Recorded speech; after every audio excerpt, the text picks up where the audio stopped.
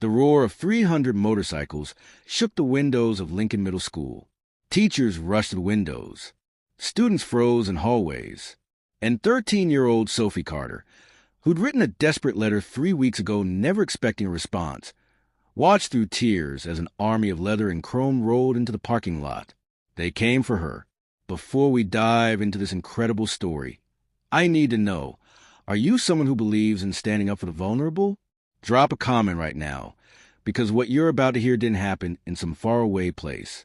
This happened to a girl who felt invisible, to parents who felt helpless, and to a community of bikers who proved that family isn't always about blood. It's about who shows up when you need them most.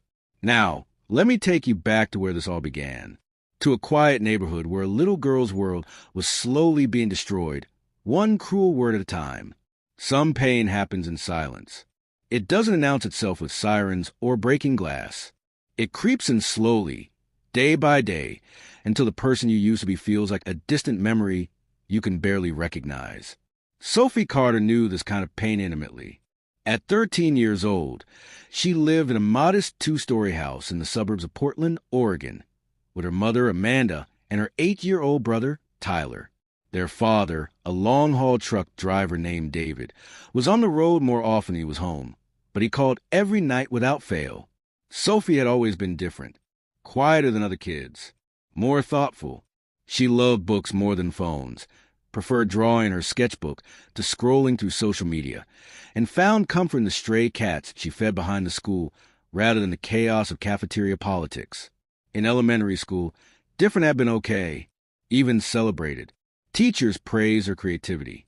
Her small group of friends appreciated her gentleness. But middle school was a different world entirely. It started in 7th grade, slowly at first. Whispers in the hallway. Giggles that stopped when she walked by. Her artwork torn down from a classroom wall. Her lunch accidentally knocked off the table. Kayla Morrison and her group, 3 girls who seemed to rule the school through fear and manipulation, had decided Sophie was an easy target, too quiet to fight back, too kind to retaliate, too different to fit in. By 8th grade, Sophie's life had become a daily nightmare. They called her names that cut deeper than any physical wound. Freak, loser, waste of space. They spread rumors online that made her afraid to check her phone. They excluded her from every group project, every lunch table, every conversation, making sure she knew she was unwanted. They'd knock her books out of her hands in the hallway, then laugh when she scrambled to pick them up. They'd take photos of her when she was alone and post them with cruel captions. They'd mimic the way she walked, talked, even breathed, turning her existence into a punchline. The worst part wasn't the bullying itself. It was the loneliness, the feeling that she was completely, utterly alone in her suffering. Sophie tried to hide it at first. She'd come home with red eyes and tell her mom she had allergies. She'd wear long sleeves to cover the bruises from being shoved into lockers. She'd fake stomach aches to avoid school, desperate for just one day apiece. But Amanda noticed.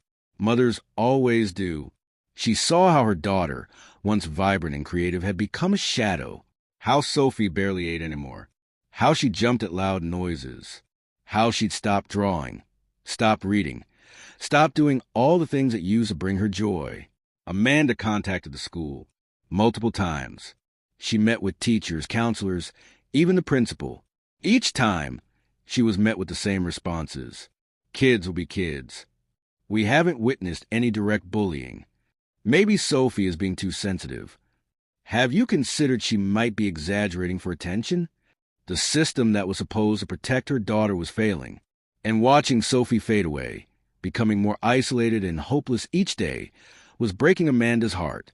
David tried to help when he was home, often talked to the bully's parents, threatening to involve lawyers, even suggesting they move to a different district. But Sophie just shook her head, defeated. It won't matter, Dad. It's the same everywhere. I'm just wrong somehow. Those words haunted David during his long drives. His little girl believed she was fundamentally flawed, unworthy of kindness, deserving of the cruelty inflicted upon her. The breaking point came on a cold Tuesday in November. Sophie was in the bathroom between classes when Kayla and her friends cornered her. They didn't just hurl insults this time. They recorded a video, Sophie crying, begging them to stop, visibly breaking down, and posted to every social media platform they could find. By the end of the school day, hundreds of students had seen it. The comments were vicious. Even kids who'd never participated in the bullying before joined in, emboldened by the screen between them and their cruelty. Sophie came home that day and didn't speak. Didn't cry. Didn't react at all. She just went to her room, closed the door, and sat in the dark. Amanda found her there 3 hours later, still in the same position, staring at nothing. "Baby, talk to me. Please." Sophie's voice, when it finally came, was hollow, empty. "I don't want to go back there, Mom. I can't. I can't do this anymore." The word sent ice through Amanda's veins. She'd heard stories, read articles, knew the statistics about bullied children and suicide. And now she was looking at her own daughter, seeing that same dangerous hopelessness in her eyes. That night, while Sophie slept, Amanda called David in a panic. They talked for 2 hours, both crying, both desperate, both feeling completely powerless to protect their child. "I don't know what else to do," Amanda sobbed. "The school won't help. The parents won't listen. She's slipping away from us. David, I can feel it." David had never felt so helpless in his life. He was hundreds of miles away, unable to hold his daughter, unable to shield her from the cruelty of the world. He'd faced down dangerous situations on the road, dealt with difficult people, survived tough times. But he couldn't fix this. "There has to be something," he said, his voice rough with emotion. "There has to be someone who can help." Neither of them knew that help would come from the most unexpected place imaginable. And it would start with a letter written by a desperate 13-year-old girl who'd given up on adults but still had one tiny spark of hope left. Sophie wrote the letter on a Friday night, 3 days after the video incident. She'd stayed home from school all week, too afraid and too broken to face the hallways that had become her torture chamber. Amanda had taken time off work to stay with her, watching helplessly as her daughter barely ate, barely spoke, barely existed. The light that had once shone so brightly in Sophie was almost completely extinguished. That evening, David called from a truck stop in Idaho. He'd been thinking about Sophie constantly during his route, trying to figure out any way to help. During a fuel stop, he'd noticed something that sparked an idea. A group of bikers from a motorcycle club called the Iron Wolves had been at the truck stop. They were intimidating looking, leather vests, tattoos, heavy boots. But David watched as they helped an elderly woman fix her flat tire, refusing payment, just doing it because it was the right thing to do. Something clicked in David's mind. He remembered reading an article months ago about motorcycle clubs that protected abused children, Bikers Against Child Abuse. He thought it was called groups of big, tough-looking riders who volunteer to stand up for kids when no one else would. When he called home that night, he mentioned it to Sophie. "Sweetheart, I know this might sound crazy, but I read about these motorcycle clubs that help kids who are being bullied or hurt. They show up, stand guard, make sure nobody messes with them anymore. Maybe we could reach out, see if there's a group nearby." Sophie, who'd barely responded to anything in days, felt something stir inside her. Not hope exactly. She'd given up on hope, but maybe curiosity? Desperation? "Would they really help someone like me?" she asked quietly. "I'm nobody. I'm not special."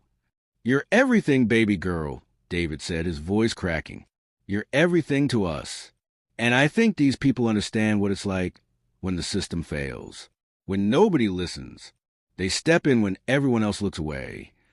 After they hung up, Sophie sat at her desk for a long time, staring at a blank piece of paper. She'd tried everything else. Told adults who didn't believe her. Followed the rules that didn't protect her. Stayed silent when it only made things worse. What did she have to lose? She began to write. Not a formal letter. Not something polished or perfect. Just raw, honest words from a broken heart. To whoever reads this. My name is Sophie Carter and I'm 13 years old. I don't know if you help people like me or if you'll even read this, but I'm out of options. I'm being bullied at school. Really bad bullying. They hit me, they call me names, they make videos of me crying and post them online for everyone to laugh at. I've told teachers, counselors, the principal. Nobody does anything. They say I'm being too sensitive or making it up. I don't want to go to school anymore. I don't want to leave my room. Most days, I don't even want to be alive anymore because it hurts too much and nobody cares.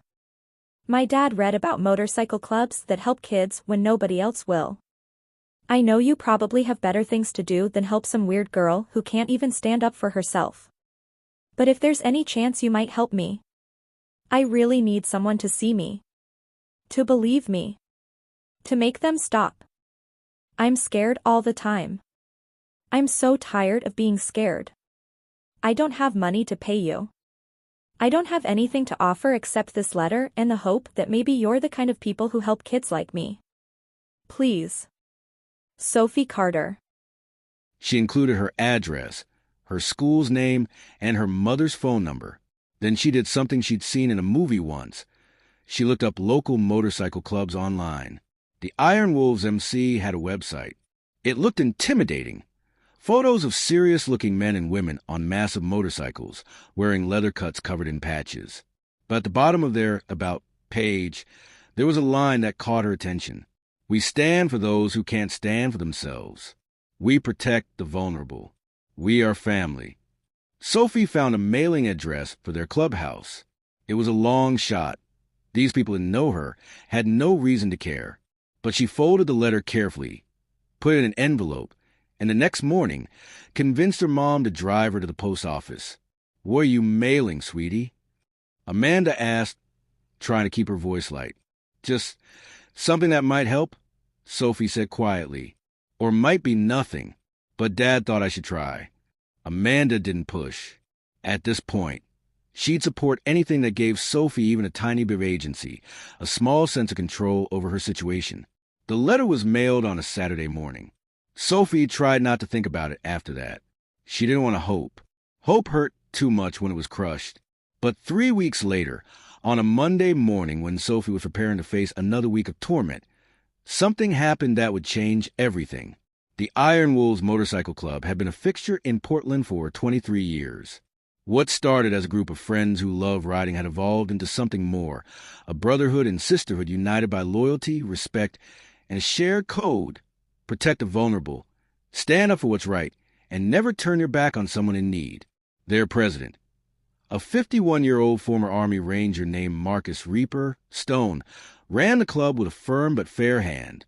Under his leadership, the Iron Wolves had earned a reputation that contradicted their intimidating appearance.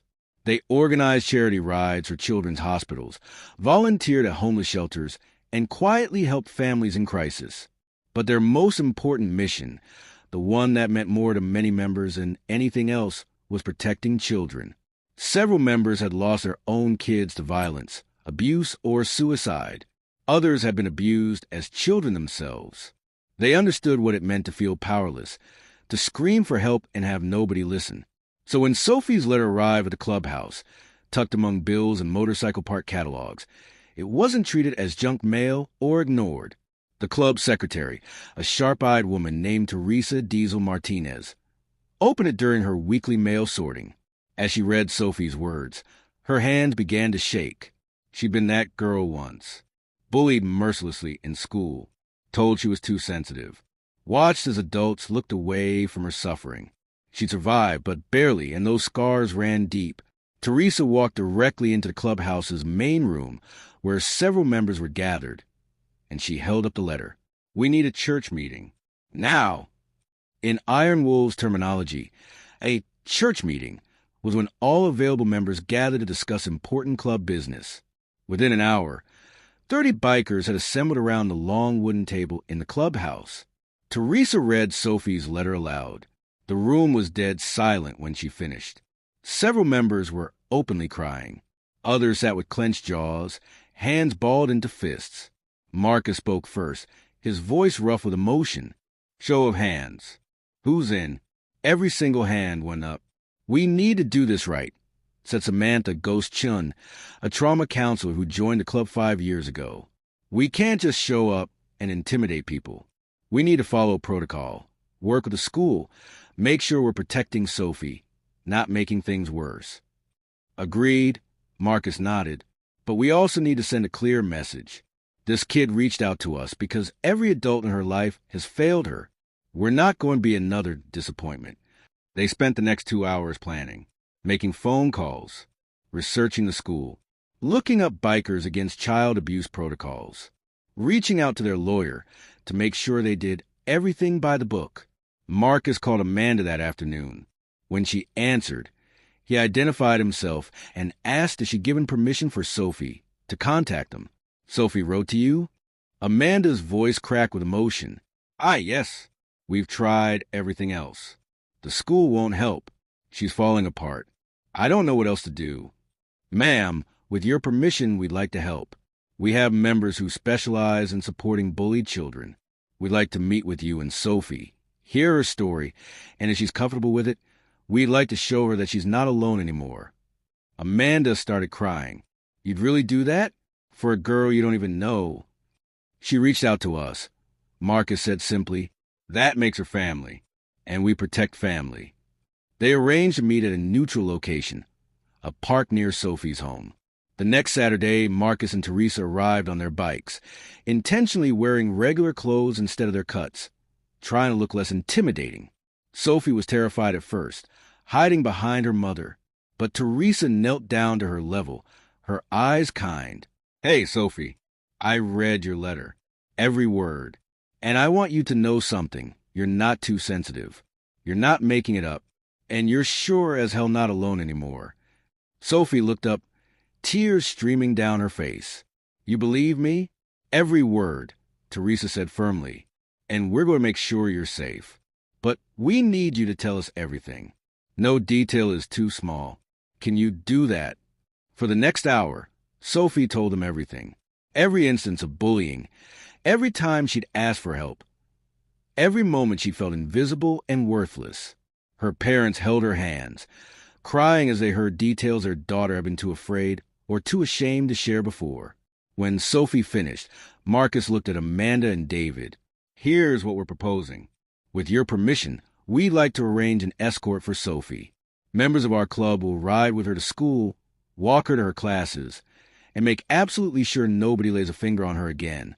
We'll also reach out to the school administration and the district, let them know we're watching.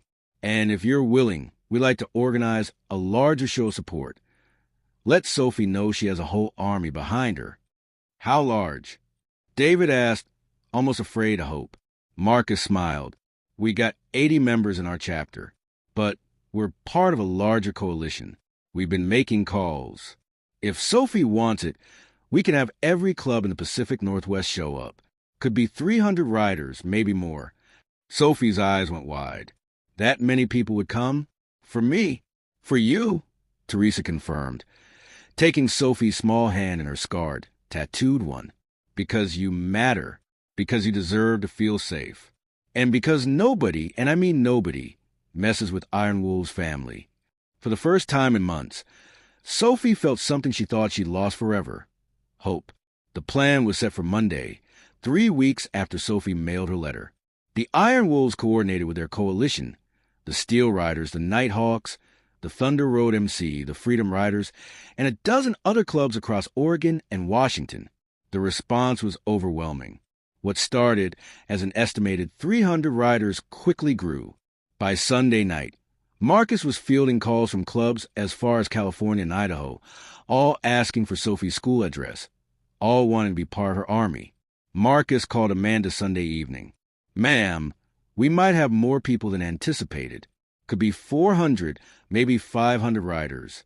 I want to make sure Sophie's comfortable with that. Amanda put him on speaker so Sophie could hear.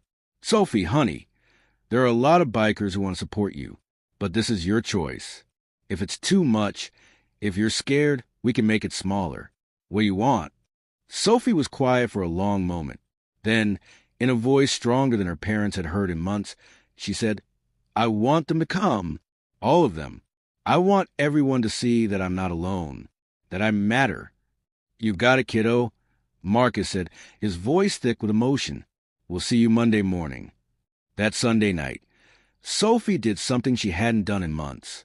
She picked out her favorite outfit, a purple hoodie with stars on it that the bullies had mocked her for wearing. She packed her backpack with her sketchbook and her favorite books. She looked in the mirror and tried to see herself the way Teresa did. Not broken, not worthless, but brave. "I can do this," she whispered to her reflection. "I'm not alone anymore." Monday morning arrived cold and clear. Amanda drove Sophie to school early as planned. Her hands shook on the steering wheel. "You sure about this, baby?" Sophie nodded, though her own hands were trembling. "I'm sure." They parked in the lot at 7:30 a.m. School didn't start until 8:15, but Marcus had asked them to arrive early. As they sat in the car, Amanda's phone buzzed with a text from Marcus. "We're 2 minutes out. Over 500 bikes coming. Tell Sophie we've got her." Amanda's eyes filled with tears. She showed Sophie the text. 500 people, Sophie whispered. That's so many." "That's how many people think you're worth fighting for," Amanda said, squeezing her daughter's hand. Then they heard it. At first, it was just a low rumble in the distance, like thunder rolling across the sky. But it grew louder, closer, until the very air seemed to vibrate with sound. The roar of 500 motorcycles. Sophie stepped out of the car, her heart pounding. Early arriving students froze in the parking lot, staring. Teachers rushed to the windows. The principal came running out of the building, phone in hand, looking alarmed. And then they appeared. Like something out of a movie, motorcycle after motorcycle rolled into the school parking lot and lined the street. Harleys, Indians, Triumphs, custom bikes of every size and color. The riders were diverse, men and women, young and old, every ethnicity and background. But they all wore leather cuts, and they all had the same expression, determination. Marcus led the formation, pulling up directly beside Sophie. He cut his engine, removed his helmet, and smiled. "Morning, Sophie. Hope you don't mind. We brought a few friends." Sophie looked around, her eyes wide, tears streaming down her face. Hundreds of bikers were dismounting, forming ranks, creating a human wall between her and the school. Teresa walked up and handed Sophie a small leather vest, child-size, with a patch on the back. "Iron Wolves family, protected. If you want to wear this, you can," Teresa said gently. "It means you're one of us now. It means nobody touches you without answering to all of us." Sophie took the vest with shaking hands and slipped it on over her purple hoodie. It fit perfectly. The principal, Mr. Henderson, approached nervously. I need to understand what's happening here." Marcus stepped forward, his 6 feet 4 inches frame towering over the administrator. His voice was calm, but carried across the parking lot. "What's happening is that Sophie Carter reached out for help because your school failed to protect her from severe, ongoing bullying. She's been physically assaulted, verbally abused, and psychologically tormented. She's reported it repeatedly. And nothing was done." Mr. Henderson's face went red. "Now, wait a minute." "No, you wait," interrupted Samantha, Ghost Chun, stepping forward with a folder. "I'm a licensed trauma counselor. This folder contains documentation of every complaint Sophie and her parents filed, every instance where they were dismissed or ignored. We also have copies of the videos Kayla Morrison and her friends posted online, which constitute harassment, cyberbullying, and depending on the district attorney's interpretation, possibly assault." She handed the folder to the principal, whose hands shook as he took it. "We're not here to threaten anyone," Marcus continued. "We're here to make sure Sophie feels safe.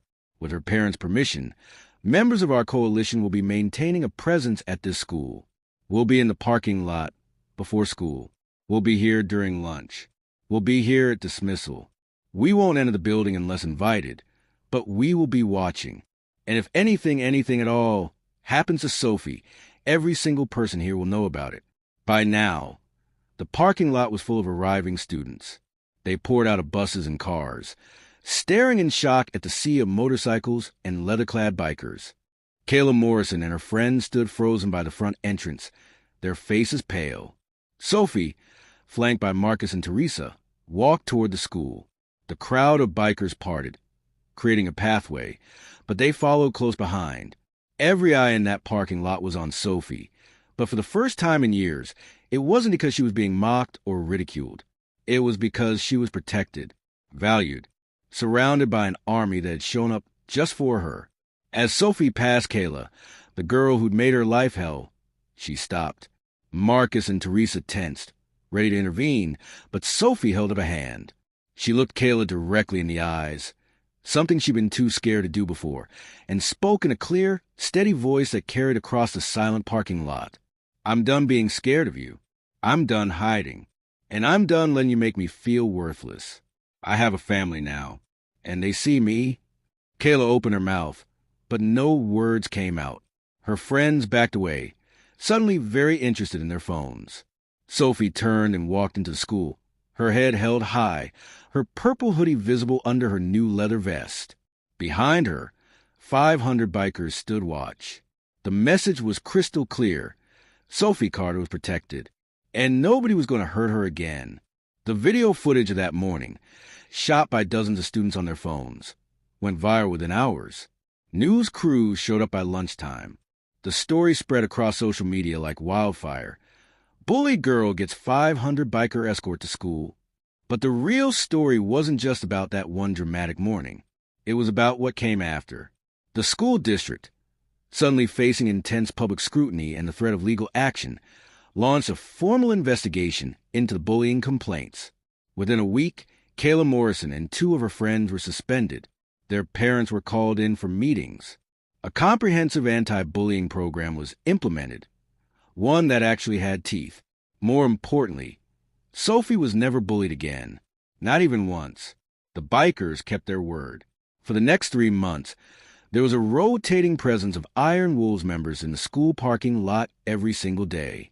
They became a fixture, sometimes 5 bikers, sometimes 20, but always there. Students would wave to them. Teachers would bring them coffee.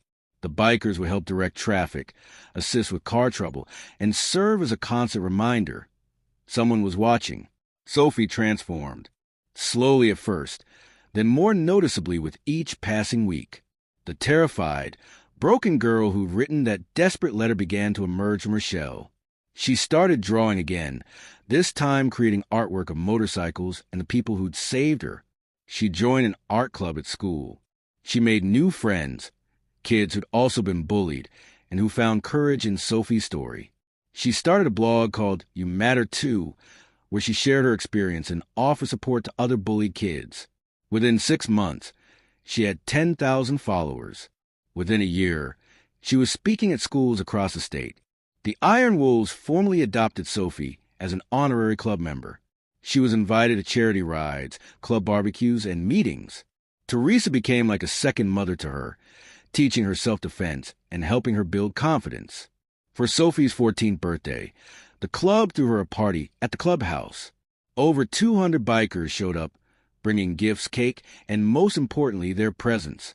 Sophie stood in front of that crowd, wearing her Iron Wolves vest, and gave a speech that left grown men crying. "A year ago, I wanted to die. I felt invisible and worthless and completely alone. I wrote a letter to people I'd never met, not really believing anyone would care.